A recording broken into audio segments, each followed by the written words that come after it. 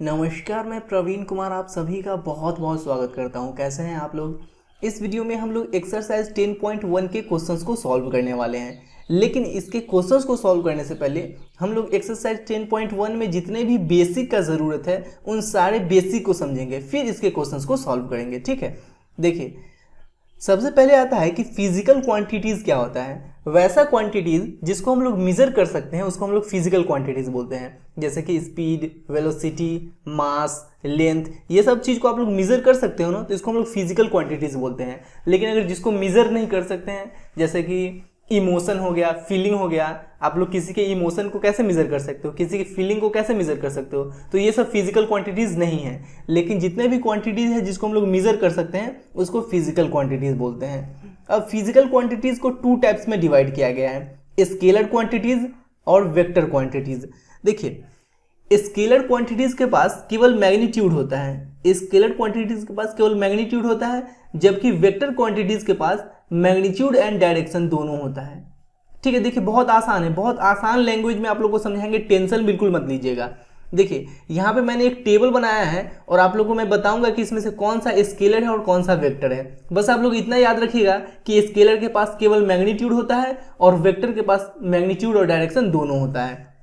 जैसे देखिए, जैसे कि आप लोगों से बोला जा रहा है कि 40 किलोमीटर जाओ, 40 किलोमीटर किस डायरेक्शन में जाना है ये नहीं बोला जा रहा है, सिर्फ बोला जा रहा है कि 40 किलोमीटर जाओ।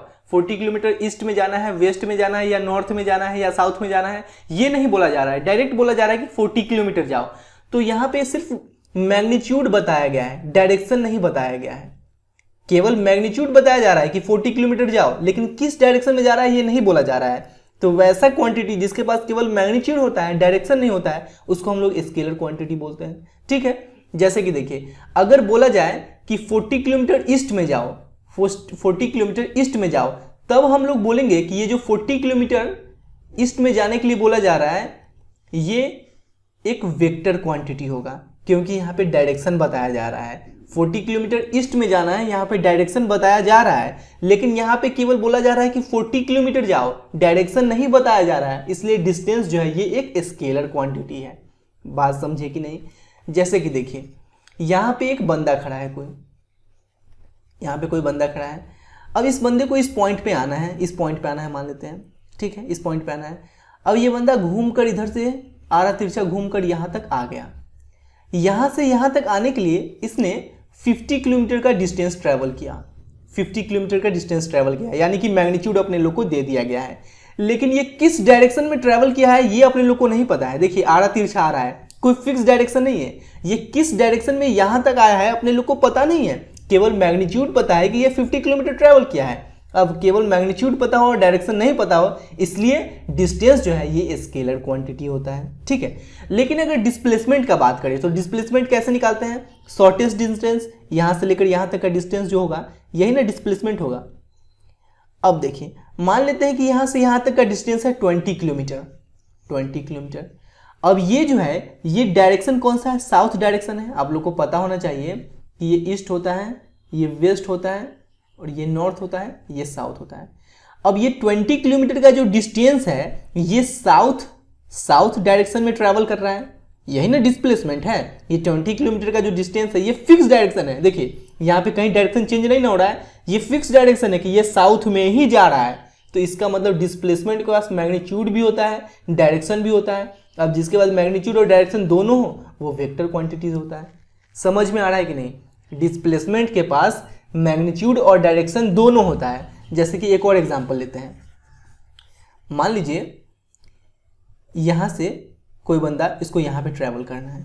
अब ये आरा तिरछा इधर घूम कर आ गया, ये 10 किलोमीटर का डिस्टेंस ट्रैवल किया। अब डायरेक्शन अपने लोग को नहीं पता है, बस मैग्नीट्यूड पता है, मैग्नीट्यूड पता है, डायरेक्शन नहीं पता है। इसका मतलब डिस्टेंस जो है ये स्केलर क्वांटिटी हो गया। लेकिन यहाँ से लेकर यहाँ तक ये डायरेक्ट आ गया, यानी कि डिस्प्लेसमेंट अपना लोग निकाल लिए। अब मान लेते हैं यहाँ से लेकर यहाँ तक का डिस्टेंस है 4 किलोमीटर। ठीक है, अब आप लोग को पता होना चाहिए कि जैसे यहाँ पे ईस्ट होता है, ये वेस्ट है, ये नॉर्थ है, ये साउथ है। तो इस डायरेक्शन में कौन सा, ये जो है ये कौन सा डायरेक्शन होगा, ये होगा east south direction, east south. तो ये ईस्ट साउथ डायरेक्शन में 4 किलोमीटर जा रहा है ना। देखिए कहीं भी डायरेक्शन चेंज नहीं हो रहा है, ईस्ट साउथ डायरेक्शन में 4 किलोमीटर जा रहा है, इसका मतलब डिस्प्लेसमेंट के पास मैग्नीट्यूड भी होता है, डायरेक्शन भी होता है, इसलिए ये वेक्टर क्वांटिटी है। अब क्लियर हुआ अच्छे से। अब फोर्स पे आते हैं। देखिए फोर्स पे आते हैं। जैसे कि मान लीजिए ये एक टेबल है, इस टेबल पे एक ब्लॉक रखा गया है। अब इस ब्लॉक पे 2 न्यूटन का फोर्स लगाया जा रहा है। इस ब्लॉक पे 2 न्यूटन का फोर्स लगाया जा रहा है इस तरफ। देखिए अगर इधर से हम लोग फोर्स लगाएंगे तो ये ब्लॉक जो है ये आगे की तरफ खसकेगा। अगर इधर से हम लोग फोर्स लगाते हैं टुवर्ड्स ईस्ट, ईस्ट की तरफ फोर्स लगाते हैं तो ये ब्लॉक आगे की तरफ खसकेगा। अगर इधर से फोर्स लगाते हैं तो ये ब्लॉक इधर खिसकेगा वेस्ट की तरफ। ये ब्लॉक अगर इधर से फोर्स लगाते हैं तो ये ब्लॉक इधर खसकेगा ना। यानी कि फोर्स के पास मैग्नीट्यूड भी होता है और डायरेक्शन भी होता है। सिंपल सा बात याद रखिएगा कि अगर किसी भी क्वेश्चन का आंसर, किसी भी क्वांटिटीज का आंसर आप लोग बिना डायरेक्शन बताए दे सकते हैं तो वो स्केलर होगा, लेकिन अगर उसका आंसर बताने के लिए डायरेक्शन का भी जरूरत होगा तो वो वेक्टर कहलाएगा। एक बार फिर समझिए, जैसे कि मान लीजिए यहाँ पे ये ब्लॉक रखा हुआ है, ठीक है, ये ब्लॉक रखा हुआ है। अब आप लोग बोल रहे हो कि 2 न्यूटन का फोर्स इस पे लगाया जा रहा है। 2 न्यूटन का फोर्स किस तरफ लगाया जा रहा है ये इंपॉर्टेंट है। आप लोग टुवर्ड्स ईस्ट लगा रहे हो यानी ईस्ट की तरफ लगा रहे हो या वेस्ट की तरफ लगा रहे हो, किस तरफ फोर्स लगा रहे हो ये इंपॉर्टेंट है। डायरेक्ट 2 न्यूटन का फोर्स कैसे लगा सकते हो? या तो ऊपर से लगाओगे, या तो नीचे से फोर्स लगाओगे, या तो इधर से लगाओगे, या तो इधर से लगाओगे। तो किस डायरेक्शन में फोर्स लगा रहे हो ये इंपॉर्टेंट है बताना। बिना डायरेक्शन बताए आप लोग नहीं बता सकते हो कि फोर्स कैसे वर्क कर रहा है। ये फोर्स जो है हम लोग इस डायरेक्शन में फोर्स को लगा रहे हैं। अगर इस डायरेक्शन में फोर्स को लगाएंगे तभी ना ये ब्लॉक आगे मूव करेगा। अगर मान लेते हैं कि इस डायरेक्शन में फोर्स को लगा रहे हैं तो ये ब्लॉक इधर मूव करेगा। तो इस बॉक्स को मूव करने के लिए किसी न किसी डायरेक्शन में तो फोर्स लगाना ही पड़ेगा। इसका मतलब फोर्स के पास मैग्नीट्यूड भी होता है, डायरेक्शन भी होता है, इसलिए ये वेक्टर क्वांटिटी है। ठीक है, अब देखिए, अब टेम्परेचर जो होता है इसके पास केवल मैग्नीट्यूड होता है, डायरेक्शन नहीं, इसलिए ये स्केलर क्वांटिटी है। आप लोग ऐसा थोड़ी ना बोलोगे कि 20 kelvin temperature in south direction, 40 kelvin temperature in west direction, ऐसा तो कुछ बोलोगे नहीं। इसलिए टेम्परेचर जो होता है ये एक स्केलर क्वांटिटी होता है, इसके पास डायरेक्शन नहीं होता है।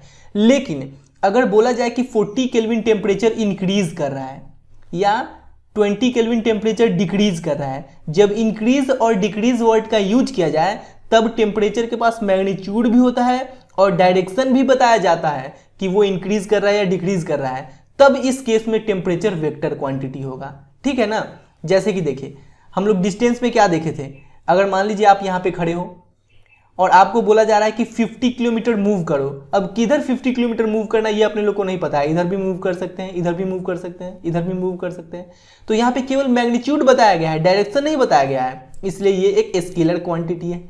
लेकिन अगर बोला जाए कि 40 किलोमीटर मूव करना है in east direction, 40 kilometre in east, तो यहाँ पे अपने लोग को डायरेक्शन भी बताया जा रहा है, इसलिए ये एक वेक्टर क्वांटिटी है। मैग्नीट्यूड के साथ साथ जब डायरेक्शन भी हो तो ये वेक्टर क्वांटिटी होगा और केवल मैग्नीट्यूड हो तो ये स्केलर क्वांटिटी होगा। ठीक है, अब मास पे आते हैं हम लोग।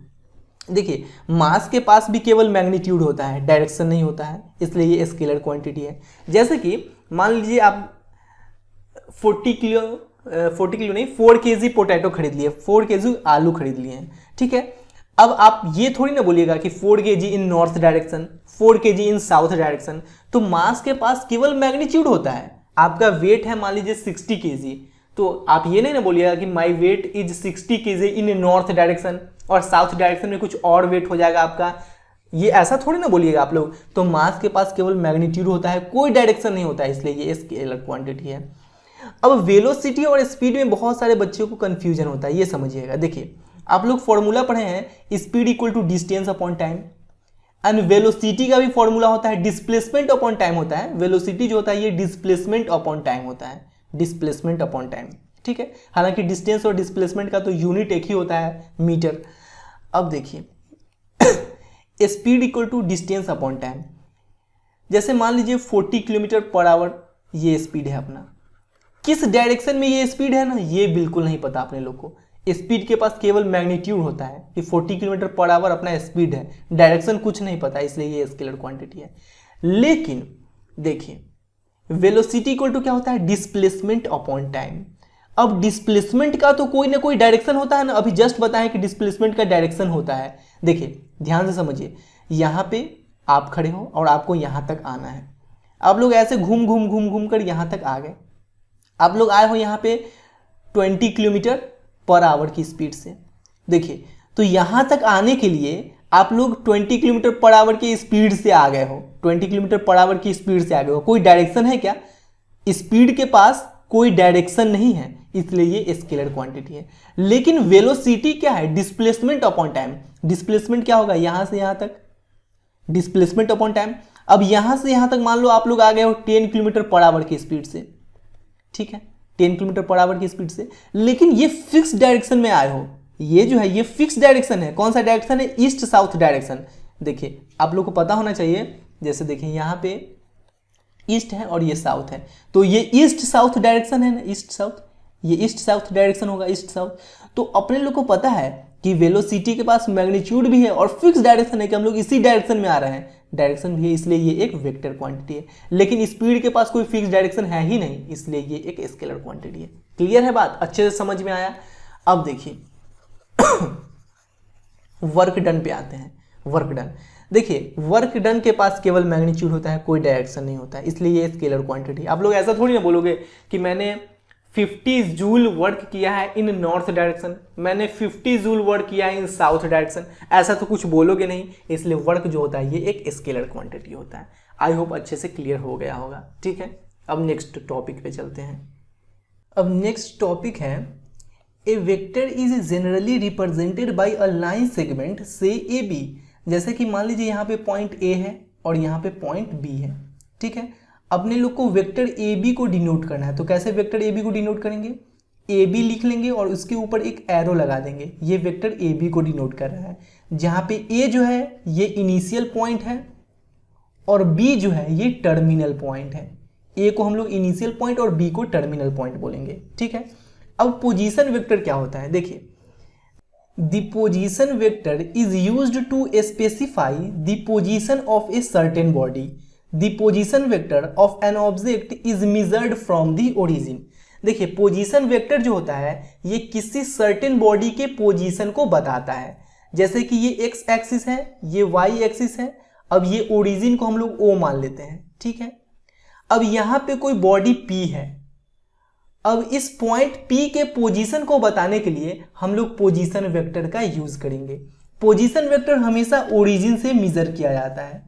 जैसे कि पॉइंट O और P को मिलाकर अगर वेक्टर बना लेंगे हम लोग OP, तो ये जो वेक्टर OP है ये पॉइंट P के पोजीशन को बता रहा है, यानी कि ये वेक्टर OP जो है ये पॉइंट P का पोजीशन वेक्टर है। जैसे मान लीजिए यहाँ पे है पॉइंट A, अब O और A को मिला देंगे तो ये वेक्टर OA जो है ये पॉइंट A का पोजीशन वेक्टर है, ठीक है।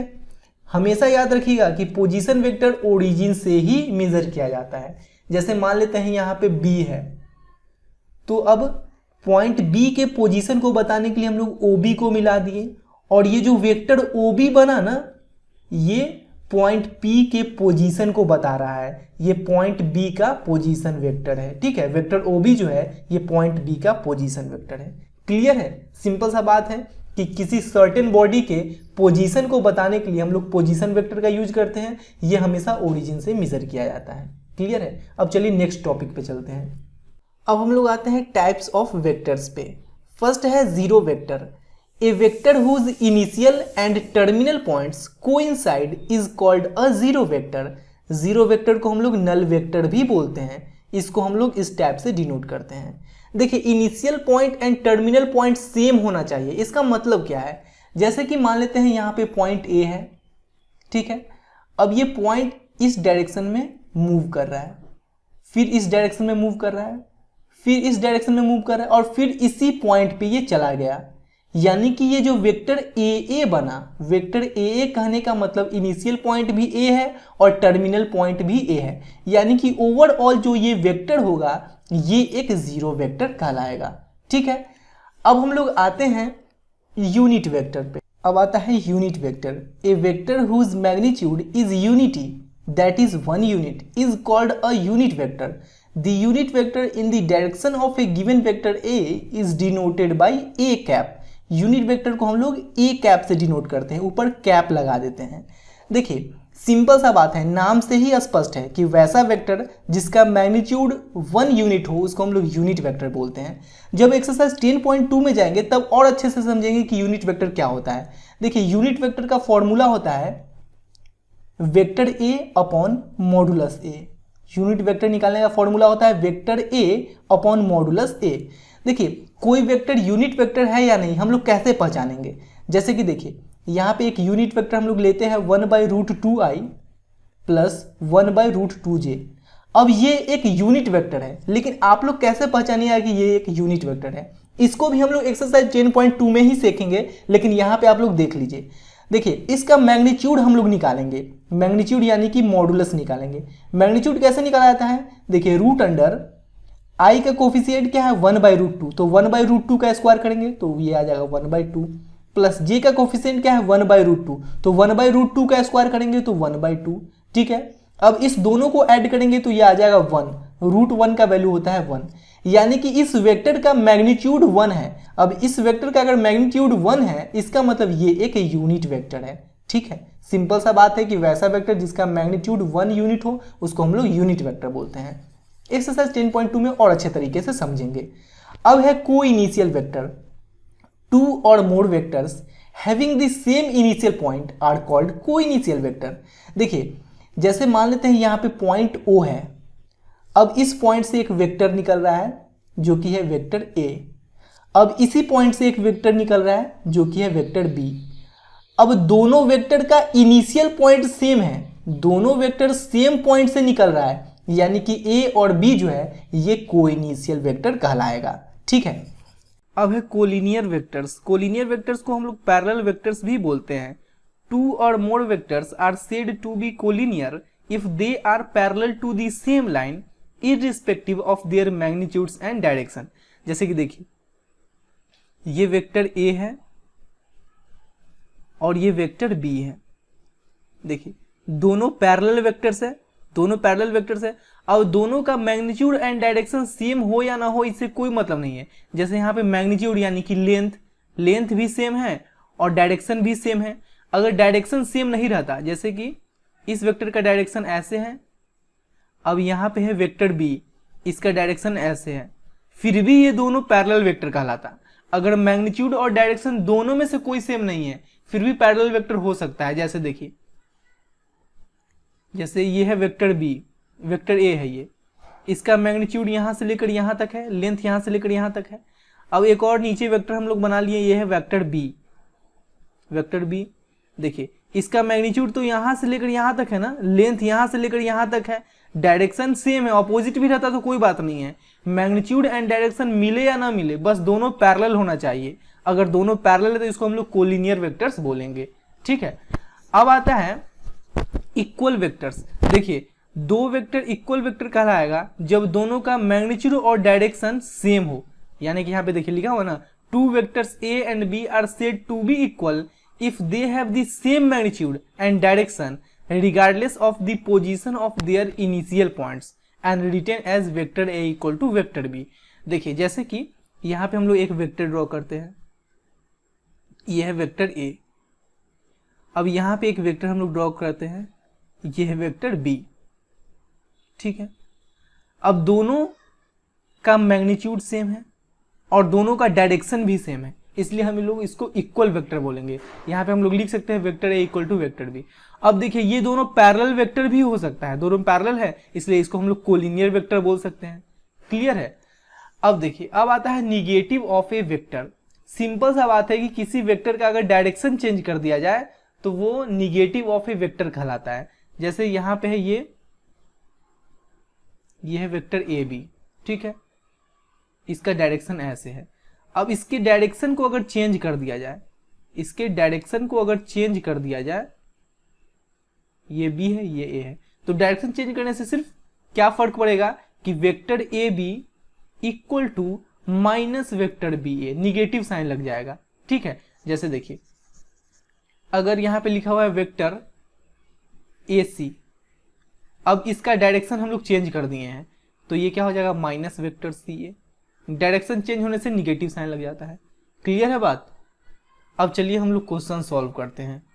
फर्स्ट क्वेश्चन में बोला जा रहा है represent graphically A displacement of 40 kilometre 30 degree east of north. देखिए सबसे पहले तो हम लोग ईस्ट वेस्ट नॉर्थ साउथ यहाँ पे डिनोट कर लेंगे। अब बोला गया है 30 डिग्री ईस्ट ऑफ नॉर्थ, यानी कि नॉर्थ से ईस्ट की तरफ 30 डिग्री का हम लोग एंगल बना लेंगे। नॉर्थ से ईस्ट की तरफ 30 डिग्री का एंगल, यहाँ पे हम लोग एक लाइन ड्रॉ कर लेते हैं ये, ठीक है। अब यहां से ऐसे एरो बना देंगे। यहां पे बोला गया है ना ईस्ट ऑफ नॉर्थ, यानी कि नॉर्थ से ईस्ट की तरफ ये एरो बना लेंगे। यहां पे 30 डिग्री बना लेंगे और 40 किलोमीटर मान लेते हैं, यहां तक 40 किलोमीटर है तो यहां पे हम लोग लिख लेंगे 40 किलोमीटर, ठीक है। जैसे कि अगर मान लीजिए लिखा रहता यहाँ पे ईस्ट ऑफ नॉर्थ की जगह लिखा रहता, मान लीजिए यहाँ पे लिखा रहता west of south, west of south, ध्यान से सुनिएगा। यहाँ पे लिखा रहता 30 डिग्री वेस्ट ऑफ साउथ, ठीक है। तो कैसे करते हैं, देखिए वेस्ट ऑफ साउथ बाद में क्या है, बाद में है साउथ ना, तो साउथ से वेस्ट की तरफ हम लोग 30 डिग्री का एक एंगल बना लेते हैं। साउथ से वेस्ट की तरफ यहाँ पे एक लाइन ड्रॉ कर लेते हैं। देखिए यहाँ पे एक लाइन ड्रॉ कर लेंगे और ये 30 डिग्री यहाँ पे शो कर देंगे। तो ये हो जाएगा 30 degree west of south.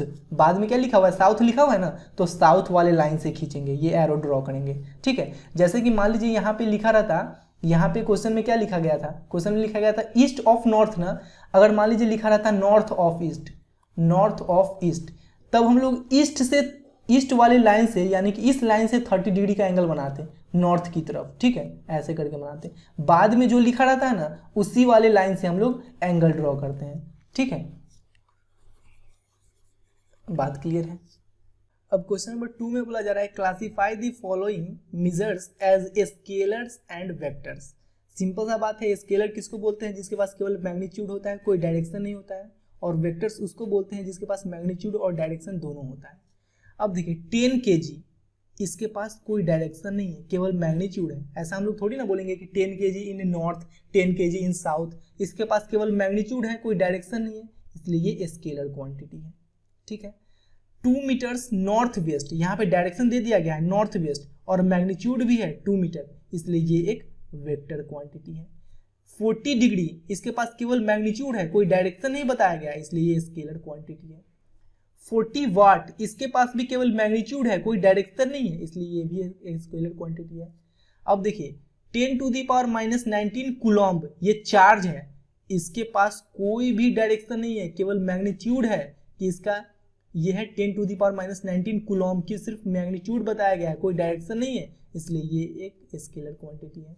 20 metre पर सेकेंड स्क्वायर, ये जो एक्सेलरेशन होता है ये किसी खास डायरेक्शन में ही लगता है, एक्सेलरेशन जो है ये किसी खास डायरेक्शन में ही होता है, इसलिए ये एक वेक्टर क्वांटिटी है, ठीक है। अब इस पे आते हैं, देखिए टाइम पीरियड, टाइम पीरियड के पास कोई भी डायरेक्शन नहीं होता है, ये केवल मैग्नीट्यूड को बताता है, इसलिए एक स्केलर क्वांटिटी है।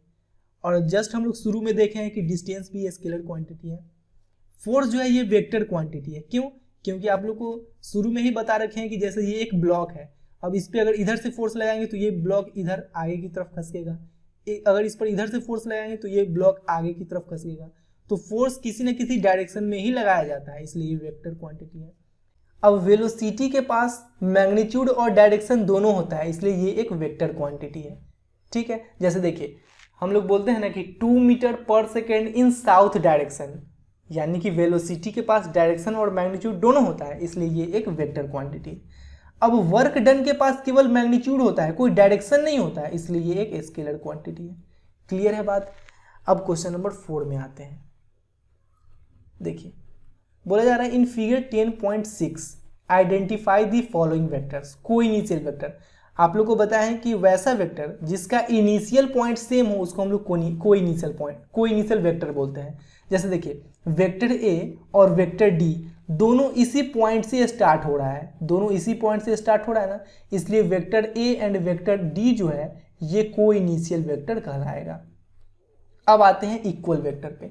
वैसा वेक्टर जिसका मैग्नीट्यूड और डायरेक्शन दोनों सेम हो उसको हम लोग इक्वल वेक्टर बोलते हैं।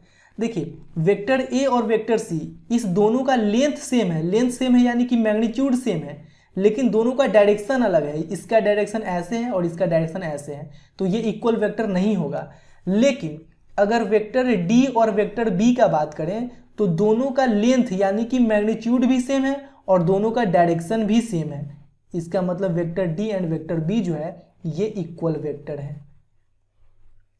अब कोलिनियर का बात करते हैं, collinear but not equal. Collinear vector उसको बोलते हैं जो पैरेलल हो। तो देखिए ये दोनों तो इक्वल वेक्टर हो गया, तो इसको तो हम लोग पहले ही काट देंगे क्योंकि यहाँ पे बोला गया है कोलिनियर बट नॉट इक्वल।